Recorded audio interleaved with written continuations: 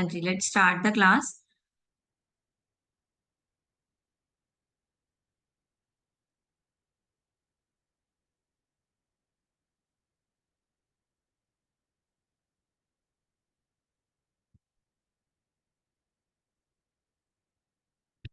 हम चैप्टर 11 पे थे। हमने कल 10 चैप्टर किया था, जो कि था डिविडेंड पे। आज उसी के फॉर्म आ गए, यानी कि डिविडेंड कितनी तरह के होते हैं। वैसे तो ऑलमोस्ट हमने कल पढ़ लिया था डिविडेंड कितने तरह के होते हैं, वही कैश बोनस, ठीक है, शेयर स्प्लिट, बाय बैक, ये सब कल पढ़ा था। थोड़ा डीपली स्टडी कर लेते हैं आज, ठीक है। Then form of dividend. Form of dividend क्या है?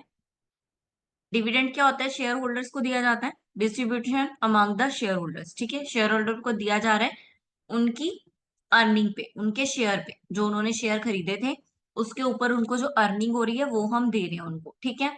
हम वो उसको कैश पे भी पे करते हैं और डिफरेंट डिफरेंट टाइप्स में भी पे करते हैं। तो वो कौन कौन से टाइप हैं? फर्स्ट आ गया cash. Cash dividend. Cash dividend क्या है कि हम उनको वो शेयर जो है कैश पे दे रहे हैं, ठीक है।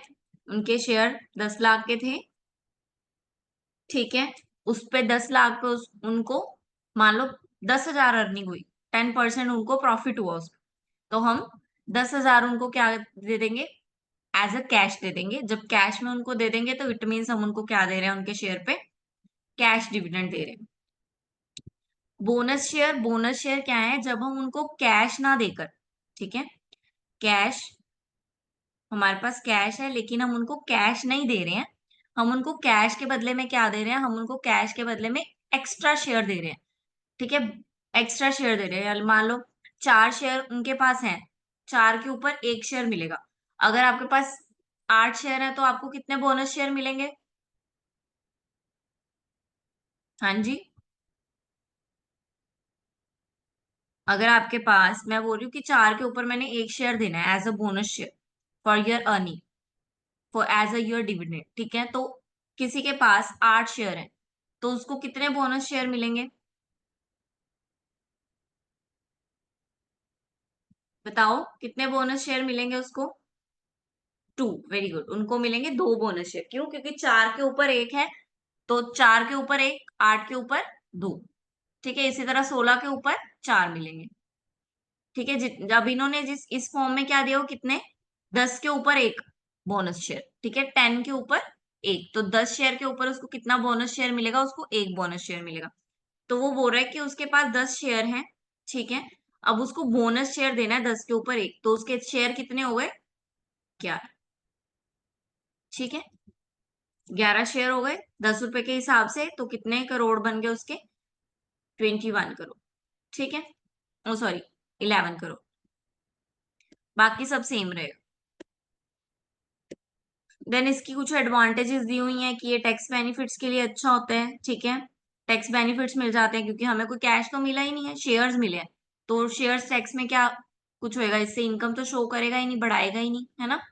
कैश मिलेगा तो हमारी इनकम जनरेट होगी, ठीक है। Higher future profit. फ्यूचर में हाई प्रॉफिट होता है हमारे पास, अब ज्यादा शेयर आ गए। अगर फ्यूचर में कंपनी को 10% प्रॉफिट देना होगा तो पहले तो मुझे 10 शेयर पे मिलना था, अब मुझे कितने पे? अब मुझे 11 शेयर पे मिल रहा है। तो मुझे 1 शेयर पे क्या हो गया? फ्यूचर में हाई प्रॉफिट मिल सकता है, ठीक है। ये सब उसके एडवांटेजेस दी हुई हैं। कुछ कंडीशंस दी हुई हैं कि इशू किसको कर सकते हैं बोनस शेयर, ठीक है। किसको कर सकते हैं? जिनका पेड अप शेयर हो, partly paid up, unless partly partially paid up share have been converted into fully paid up share। जब तक वो फुल्ली पेड अप शेयर नहीं हो जाते तब तक उनको बोनस शेयर नहीं मिलेगा। मान लो किसी के 10 रुपए का शेयर है, उसने अभी तक हमें 5 रुपए ही पे किए हुए हैं। शेयर के शेयर उसने ले लिया लेकिन उसने अभी 5 रुपए ही पे किए हुए हैं। तो जब तक वो हमें 10 के 10 रुपए नहीं दे देता तब तक हम उसको शेयर नहीं देंगे, तब तक हम उसको बोनस शेयर नहीं दे सकते, ठीक है। अगर उसने पूरे शेयर के अमाउंट पे कर दी है तो उसको बोनस शेयर मिलेगा, ठीक है। बोनस शेयर किसको मिला है? जिसने अपनी प्रीमियम और फ्री रिजर्व में है सब कुछ पे किया हुआ है। कंपनी कब डिक्लेयर कर सकती है? सिर्फ 1 साल में एक बार बोनस शेयर दे सकती है। ये नहीं आप हर महीने, हर 4 महीने, 6 महीने बाद बोलो कि बोनस शेयर ले लो, बोनस शेयर लो। ऐसे तो शेयर होल्डर को फायदा ही नहीं होगा। शेयर होल्डर को तो शेयर ही मिल ही जा रहा है, उसको तो पैसा चाहिए। हर पर्सन ने शेयर, किसी भी पर्सन ने शेयर लगाए हैं, वो क्या कहेगा, वो क्या चाहेगा, वो चाहेगा कि उसको फायदा हो। लेकिन हम उसको शेयर ही दे ही जा रहे हैं, तो उसको तो कैश आ नहीं रहा। तो इसलिए क्या रूल है कि एक साल में एक बार ही बोनस शेयर दे सकते हैं। शेयर होल्डर से पहले पास करवानी पड़ेगी अप्रूवल। ठीक है, शेयर होल्डर सारे अग्री होने चाहिए कि ठीक है भाई, हम बोनस शेयर ले लेंगे। अगर शेयर होल्डर कहते हैं नहीं हमें कैश ही चाहिए, तो हम बोनस शेयर नहीं दे सकते, पहले शेयर होल्डर से अप्रूवल लेनी पड़ेगी हमें।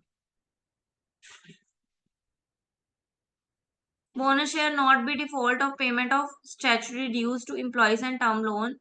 ठीक है, बोनस शेयर ऐसा नहीं है कि आप लोन के ऊपर बोनस शेयर दे रहे हो। ठीक है, या लोन लेके बोनस शेयर दे रहे हो, नहीं, डिफॉल्ट नहीं होना चाहिए कोई। ठीक है, मैक्सिमम शेयर आप एक के ऊपर एक दे सकते हो। ठीक है, 10 के ऊपर एक दे सकते हो, वो आपका है। मैक्सिमम से मैक्सिमम एक के ऊपर एक ही है बस, यही होगा। इससे इससे ज्यादा क्या ही होगा। ना हो गया शेयर स्प्लिट। शेयर स्प्लिट क्या है, अब आपने क्या किया, अपने शेयर को, जो आपके पास शेयर थे उसको पार्टली बांट दिया। ठीक है, मान लो पहले 10-10 रुपए के शेयर थे। अब क्या किया उसने उसने 10 रुपए के एक शेयर ना लेके 5 रुपए के दो शेयर ले लिए। बात को समझ रहे हो, उसने अपने शेयर को क्या कर लिया, पार्टली डिवाइड कर दिया।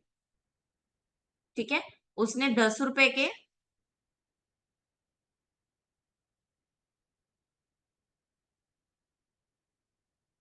क्या कर रहे हो ये तुम, ये क्या दिखा रहे हैं।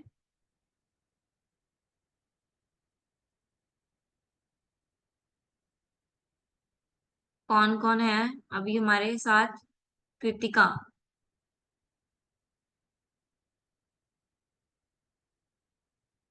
बेटा जहां समझ ना आए वहां पे आप मुझे बोल भी सकते हो। ठीक है, नहीं बोलना तो चैट बॉक्स में चैट मैसेज कर देना। ठीक है, मैं समझ जाऊंगी। Now split share. Split share क्या है, वेरी सिंपल, कि हम क्या कर रहे हैं, हम जैसे कि शेयर्स हैं हमारे पास 10 रुपए के। ठीक है, मैं 10 रुपए के, 10 रुपए का एक शेयर है, मैं 10 रुपए का एक शेयर ना लेकर 5-5 रुपए के दो शेयर ले रही हूँ। मैंने क्या किया, अपने शेयर को स्प्लिट कर दिया, अपनी अमाउंट को स्प्लिट कर दिया। ठीक है, इससे टोटल अमाउंट में कोई फर्क नहीं पड़ेगा, बस यहाँ पे जो आपकी शेयर की अमाउंट है उसमें फर्क पड़ेगा। लाइक दिस, यहाँ पे देखो 1 करोड़ के उसने 10 रुपए के शेयर लिए, 1 करोड़ के। अब उसने नेक्स्ट में क्या किया, स्प्लिट कर दिया शेयर।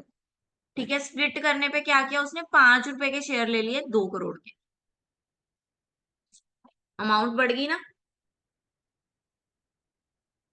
अमाउंट बढ़ गई ना, 5-5 रुपए के ले लिए, तो इधर अमाउंट बढ़ गई, 2 करोड़ हो गए। मतलब 2 करोड़ शेयर्स हो गए उसके पास। यहाँ पे उसके पास 1 करोड़ शेयर्स थे। ठीक है, पर टोटल अमाउंट वही रही हमारी, 10 करोड़, यहाँ पे भी 10 करोड़। उसने अपने 10 रुपए के शेयर को 5 रुपए के शेयर में कन्वर्ट कर दिया, इसलिए ये 1 से 2 हो गया, डबल हो गया। समझ आ गई बेटा ये वाला कंसेप्ट, समझ में आया। हाँ जी, तो यस स्प्लिट, मैम। स्प्लिट क्यों करते हैं, ट्रेडिंग करने के लिए, जिन्होंने ट्रेडिंग करनी होती है उनको ज्यादा शेयर चाहिए होते हैं। ठीक है, हाई प्रॉफिट मिलता है फ्यूचर में, फिर वही बात है। ठीक है, आपके पास 5-5 रुपए के ज्यादा सारे शेयर है, जितने ज्यादा शेयर है, अगर 5 का 7 भी हो गया तो भी आपको 2 करोड़ शेयर पे अमाउंट मिलेगा। इट्स मोर देन 10, है ना, ज्यादा ही है। देन नेक्स्ट आ गया रिजर्व स्टॉक स्प्लिट। ये सेम वैसा ही है जैसा हमने स्प्लिट पढ़ा, बट इसमें रिजर्व स्टॉक है, यानी कि जो पड़े हुए स्टॉक है उसको स्प्लिट कर दिया। जो हमने अपने पास रिजर्व रखे हुए हैं उस स्टॉक को स्प्लिट कर दिया। इससे कोई फायदा नहीं होगा, कोई वेल्थ में इंक्रीज नहीं होएगा, कुछ अर्निंग में इंक्रीज नहीं होएगा। बस आपने अपने पड़े हुए स्टॉक को, यानी कि मान लो 10-10 रुपए के स्टॉक थे, कोई खरीद नहीं रहा था, आपने बोला 10 के ऊपर एक फ्री है, सब खरीदने आ जाएंगे।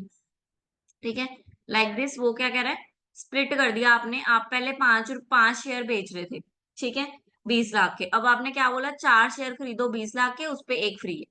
बात तो वही है, बेच तो 5 ही रहे हो। ठीक है, नाउ बायबैक ऑफ शेयर, पिछले चैप्टर में भी हमने पढ़ा buyback of share. Buyback of share क्या है, आप क्या कर रहे हो, अपने ही शेयर वापस खरीद रहे हो जिसको आपने दिया है। ठीक है, उनको पेमेंट देके अपने ही शेयर रीपरचेज कर रहे हो, दोबारा से वापस खरीद रहे हो, ताकि आपके शेयर हम आपके पास वापस आ जाएं और आप उसको आफ्टर सम टाइम अमाउंट बढ़ा के बेच सको। बायबैक किस पे अप्लाई है ये भी देख लो, बायबैक कब अप्लाई है, share will not issue fresh, जब कंपनी फ्रेश इशू ना करे। ऐसा नहीं आप फ्रेश इशू भी कर रहे हो एक तरफ, दूसरी तरफ बायबैक भी कर रहे हो, ऐसा नहीं कर सकते। या तो आप फ्रेश इशू करो यानी कि नई इशू करो, या फिर आप बायबैक करो। ठीक है, और ये फ्रेश इशू 12 मंथ्स यानी कि 1 साल के अंदर अंदर ना किए हो। किसी कंपनी ने एक पूरा साल फ्रेश इशू नहीं किए तो वो अगले साल रीपरचेज कर सकता है अपने शेयर की, अदरवाइज नहीं कर सकता। ठीक है, वही है, 1 ईयर का गैप है, 1 साल से पहले आप कोई भी नहीं कर सकते, कुछ भी ऑलमोस्ट नहीं कर सकते। Amount to be use for buyback of share and seek prior approval, इसमें भी क्या है, अप्रूवल चाहिए आपको शेयर होल्डर की। जिनके पास शेयर है उनकी अप्रूवल तो लोगे ना कि आप हमें वापस कर सकते हो हमारे शेयर, कर दोगे, हम आपको थोड़ा ज्यादा पैसा दे देंगे, आप करोगे वापस। ये अप्रूवल तो लेनी पड़ेगी शेयर होल्डर की, बिकॉज शेयर जो है वो शेयर होल्डर के हैं, आपके नहीं है अब। ठीक है, इससे क्या होता है, बस यही होता है, जो आपके फ्री रिजर्व पड़े हैं वो यूटिलाइज हो जाते हैं। ठीक है, कोई बाहर से बोरो नहीं करने पड़ते आपको फंड्स, आपको अपने बायबैक पे ही फंड्स मिल जाते हैं। ठीक है, इलस्ट्रेशन दी हुई है। क्या बोल रहा है, the earning available to the equity holders of the company ABC is ₹50 lakh। Company wants to utilize ₹40 lakh of this earning either to pay cash dividend or repurchase share। 50 lakh है कंपनी के पास equity holders, उसमें से वो 40 लाख के क्या करना चाहता है, या तो कैश डिविडेंड देना चाहता है या फिर रीपरचेज। ठीक है, यानी कि दोबारा से परचेज करना चाहता है अपने शेयर। देयर आर 20 लाख शेयर्स जिसकी फेस वैल्यू ₹10 है, outstanding and current market price is ₹20 per share. ठीक है, 20 लाख के शेयर ऐसे हैं जिसकी फेस वैल्यू मतलब बेचा तो 10 पे था, लेकिन अब मार्केट में उसकी वैल्यू 20 हो गई है। The company can pay cash dividend of 2 पर शेयर, ₹2 पर शेयर, और कैन परचेज एट ₹22। देखो 20 का मार्केट वैल्यू चल रहा है इस टाइम। ठीक है, तो शेयर होल्डर्स क्या कह रहे हैं या कंपनी क्या कह रही है, अब मैं क्या करूं, तुमसे ₹2 ज्यादा पे खरीद लेता हूँ, तुमको ₹22 दे के मैं शेयर खरीद लेता हूँ।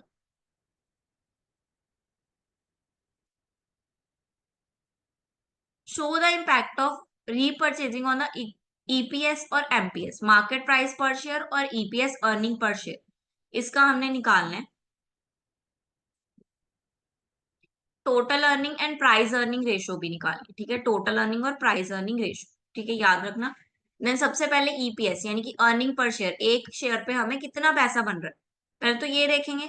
50 लाख के शेयर थे, 20 लाख के साथ उसको डिवाइड कर दो, तो एक शेयर 20 लाख, जो हमने क्या करने हैं, 20 लाख यहाँ लिखे हुए हैं, क्या करने हैं, रीपरचेज। ठीक है, तो 20 लाख के साथ डिवाइड करो तो एक शेयर कितने का पड़ा, ₹2.05 का एक शेयर पड़ा। अब ईपीएस निकालेंगे यानी ईपी रेशो निकालेंगे, यानी प्राइस अर्निंग रेशो निकालेंगे, यानी कि उनको प्रॉफिट कितना हो रहा है, दैट इज ₹20 मार्केट प्राइस चल रहा है, और शेयर कितने देने हैं हमने उसको, 2.5 पर शेयर पे देने। तो ईपीएस 8 टाइम्स है, यानी कि प्रॉफिट जो है, प्राइस उसका कितना बढ़ गया, 8 गुना प्राइस बढ़ गया है शेयर का, एक शेयर का प्राइस 8 गुना बढ़ गया है। ठीक है, नंबर ऑफ शेयर रीपरचेज, अब रीपरचेज कितने कर रहे हैं, उसने रीपरचेज कितना बोला था, company wants to 40 lakh repurchase, तो 40 लाख रीपरचेज कर रही है, कितने रुपीस पे कर रही है, कितने पे बोला है रीपरचेज, कितने पे करेगी, 22 पे। तो 40 लाख डिवाइड बाय 22, यानी कि कितने शेयर रीपरचेज होंगे, इतने शेयर जो है वो रीपरचेज कर रहे हैं हम। 40 लाख में इतने शेयर ही रीपरचेज हो सकते हैं, बिकॉज मार्केट प्राइस बढ़ गया है। अगर 10 होता तो यहाँ पे अमाउंट चेंज होती, लेकिन अब मार्केट प्राइस 22 हो गया, इसलिए इतने ही शेयर जो है हम क्या कर सकते हैं, रीपरचेज कर सकते हैं। देन ईपीएस निकालेंगे, अब जो बचे हुए शेयर है उसका। देखो थे कितने हमारे पास, 20 लाख शेयर करने थे, 20 लाख में से इतने रीपरचेज कर दिए, तो जितने बचे उसको डिवाइड कर दो किससे, 50 लाख से। करके देखो जरा, पहले आप 20 लाख में से 1 1 8 1 8 1 8 इसको माइनस करो, क्या करना है, 20 लाख,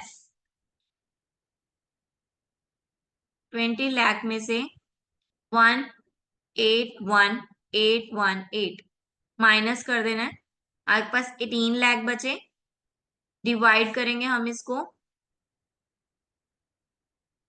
50 लाख से।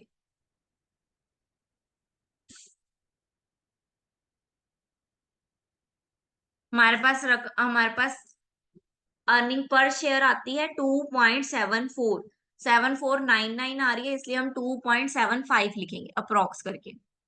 ठीक है, ये हो गई अर्निंग। अब मार्केट प्राइस इसी का निकालो, 8 टाइम्स दिया हुआ था, है ना, ईपी रेशियो निकालेंगे, 8 टाइम्स दिया हुआ था, मतलब इस वैल्यू को आप मल्टीप्लाई कर दो 8 टाइम्स, 8 से, तो वैल्यू कितनी आ गई, 21.99 आ रही है। हम इसको कन्वर्ट कर देंगे, दैट इज 22। ठीक है, रीपरचेज कितने पे हो सकता है मार्केट प्राइस में, 22 पे हो सकता है। समझ में आया? कैश डिविडेंड भी देना है तो मार्केट प्राइस के साथ 2 रुपए लगा के ही देना पड़ेगा, तो कितना है 22। और रीपरचेज करते हैं तो भी कितना है 22। तो अब ये हमारी मर्जी है, हम इसको रीपरचेज करें या फिर कैश करें। अगर हमें कुछ कम पड़ रहा होता है तब हम रीपरचेज कर लेते हैं, अगर इक्वली पड़ रहा है तो फिर हम ज्यादा रीपरचेज पे नहीं जाते हैं, हम न्यू शेयर पे ही जाते हैं कि न्यू शेयर इशू करेंगे। ना डिविडेंड पॉलिसीज आ गई। प्रैक्टिसेस में डिविडेंड पॉलिसीज कौन सी ली जाती हैं? सबसे पहली पॉलिसी है regular dividend policy. Regular dividend policy के अकॉर्डिंग क्या कह रहा है कि शेयर होल्डर को हर साल पे किया जाएगा उसके डिविडेंड अमाउंट। ठीक है, अगर कंपनी को प्रॉफिट होता है तो कंपनी हर साल रेगुलरली क्या करेगी, अर्निंग को क्या करेगी, डिस्ट्रीब्यूट करेगी। देन स्टेबल, स्टेबल यानी कि हम बोल देते हैं कि आपको हमें अर्निंग कितनी भी हो, अगर एक कंपनी को शेयर पे मार्केट प्राइस उसका चाहे 10 गुना बढ़ जाए, हमने उनको बोल दिया कि आपको 6% ही मिलेगा, तो हम उसको क्या करेंगे, 6% ही देंगे, फिर चाहे मार्केट वैल्यू उसकी बहुत ऊपर हो चाहे मार्केट वैल्यू डाउन हो, कोई फर्क नहीं पड़ता। ठीक है, अगर हमने 6% उनको डिसाइड कर दिया तो 6 ही मिलेगा। अब आप सोचोगे लोग क्यों खरीदेंगे, अगर प्राइस बढ़ गया तो लोग क्यों खरीदेंगे?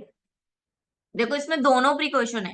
लोग खरीदेंगे क्योंकि पता नहीं प्राइस बढ़े, पता नहीं प्राइस कम हो, अगर कम हो गया तो भी तो 6% मिलेगा। ठीक है, इसलिए लोग इसको भी खरीदते हैं, क्योंकि ये थोड़ा रिस्की कह सकते हैं इसको, थोड़ा रिस्की है ये, बट लोग खरीदते हैं। अगर बढ़ गया तो मे भी नुकसान हो सकता है, लेकिन अगर कम होगा तो फायदा ही है। इरेगुलर डिविडेंड क्या है, इसमें कोई ऑब्लिगेशन नहीं है कंपनी को, वो कंपनी कुछ भी पे कर सकती है शेयर होल्डर्स को। वो बोले इस साल हमने पे नहीं करना, ना करे, अगर बोले अगले साल अब नॉर्मल प्रॉफिट हो गया 10% देंगे, 10% देंगे, बोले कि इस साल 5% ही हुआ है तो 5%, अब नॉर्मल है, इरेगुलर है। ठीक है, नो डिविडेंड पॉलिसी, इसमें क्या है, वो कह रहे हैं कि हम कोई डिविडेंड नहीं देंगे आपको, सिर्फ हम शेयर के ऊपर शेयर ही देते रहेंगे। In the end after 5 year, 10 year, जो भी मेच्योरिटी पीरियड रखा होगा उस पीरियड में ही आपको आपकी अमाउंट मिलेगी, तब तक आपको डिविडेंड नहीं मिलेगा। कुछ मिलेगा तो शेयर मिल जाएगा ज्यादा से ज्यादा, उसके अलावा आपको कुछ भी नहीं मिलेगा। No dividend policy. हाँ जी, चैप्टर क्लियर है?